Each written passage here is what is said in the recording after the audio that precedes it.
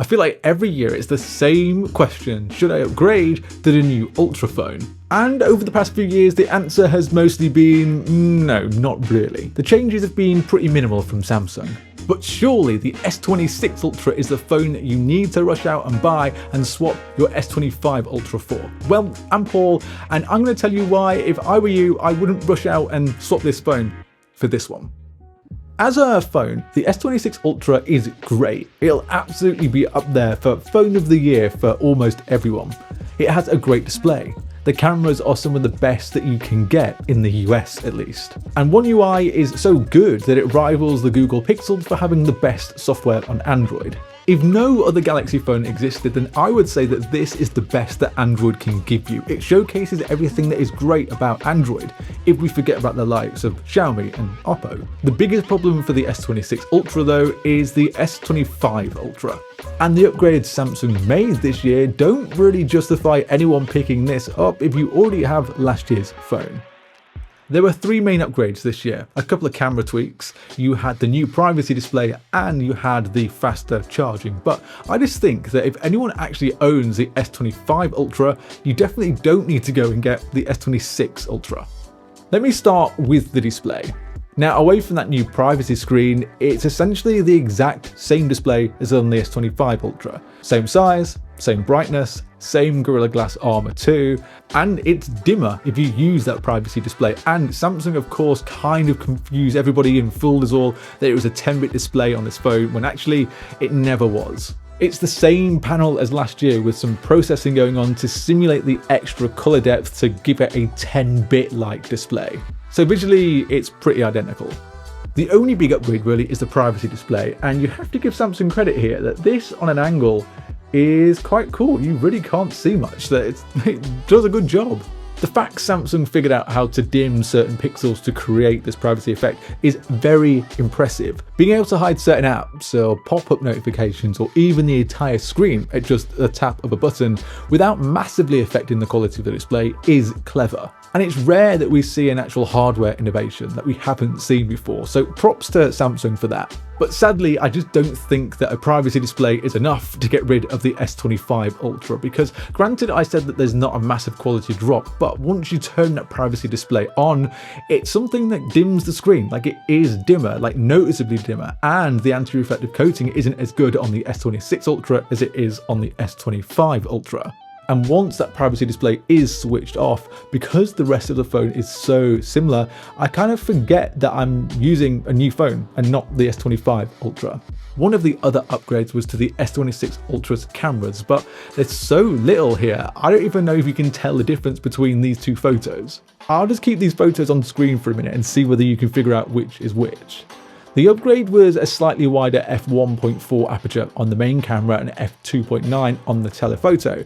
Everything else is identical. The photos come out practically the same on both phones, and honestly, I'm not sure I could tell the difference if I didn't have both the phones in my hands. And if you're wondering, the photos on the left are from the S26 Ultra and on the right are from the S25 Ultra, but let me know if you could spot the difference in the comments, because I think it's pretty difficult. There was one camera that Samsung didn't just leave the exact same, and actually they made it slightly worse. The 3x telephoto camera now on the S26 Ultra has a slightly smaller sensor compared to the S25 Ultra. Now, to be fair, the difference is small and you probably won't notice it in most photos. But it is still a little bit strange to see Samsung downgrading a camera on a newer Ultra phone. Like, I don't know, this doesn't really make much sense. The S26 Ultra does give you that new APV codec for filming in log when it comes to video, but realistically, most people are just happy filming in 4K and will never use this. So is that a reason to upgrade? I don't think so. There is then also horizontal lock that keeps the video steady no matter how much you move the phone, which again is something that's quite cool, but realistically you could do this with third-party apps before this was built in natively to the Samsung camera. I mean, still quite cool though. So there are some good upgrades to the cameras, but they're not exactly like, oh, go and upgrade your phone and now good. I would just stick with your S25 Ultra, to be honest. Then it comes to its charging. And if I was going to give you one reason to upgrade your phone, maybe it would be the fact that this phone can now charge at 60 watts and get to 75% in just 30 minutes. But I don't think that for many people, that's going to be quite enough.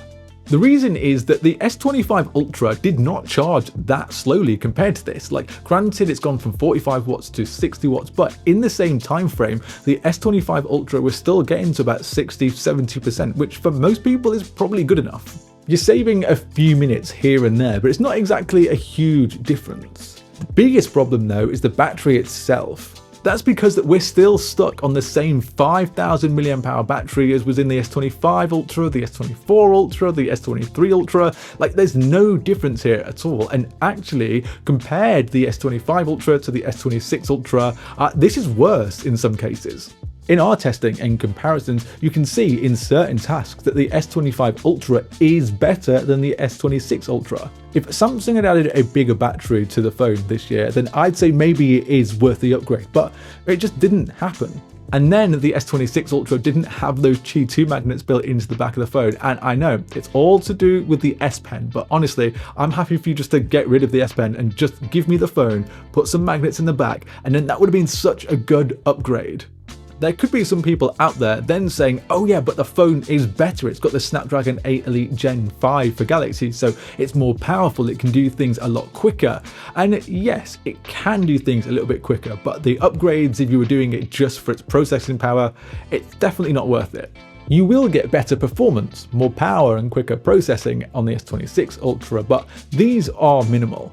We tested both phones, and while the S26 is on paper and in the numbers better, don't be fooled that that means you need to upgrade. On average, it's about a 15% jump in GPU performance and about 10% on CPU. Maybe the biggest jump I noticed from the benchmarks and getting it down to those raw numbers is that the S26 Ultra can sustain its performance a little bit longer than the S25 Ultra. But I mean, again, is it something you're going to notice? I just don't think you are.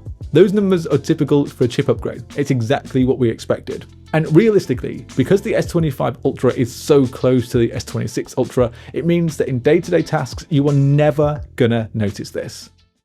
The S26 Ultra on its own as a standalone phone is great. It gives you everything you would need and then some, but it does prove one thing, and it just proves that yearly upgrades, they're just not what they used to be.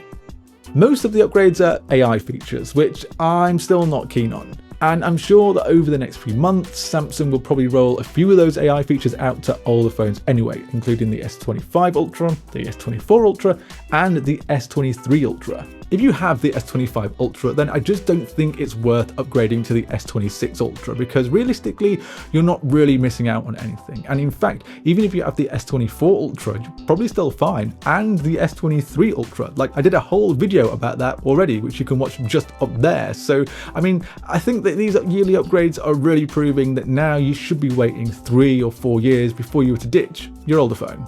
If you're the type of person that wants to upgrade every year because you like the best, you like the biggest specs, then the S26 Ultra you're not going to be disappointed with. But if you're on the fence about upgrading from an older phone like the S25 Ultra, do you really think that a privacy display is enough? Because I just don't think it is. Let me know in the comments if you did upgrade though from the S25 Ultra, and if you did, why did you do it? Like, was there something that this phone had that you just couldn't live without? Let me know in the comments. Before you head off, if you can subscribe to the channel, I'd massively appreciate it. And if you do that, then I'll see you in the next one.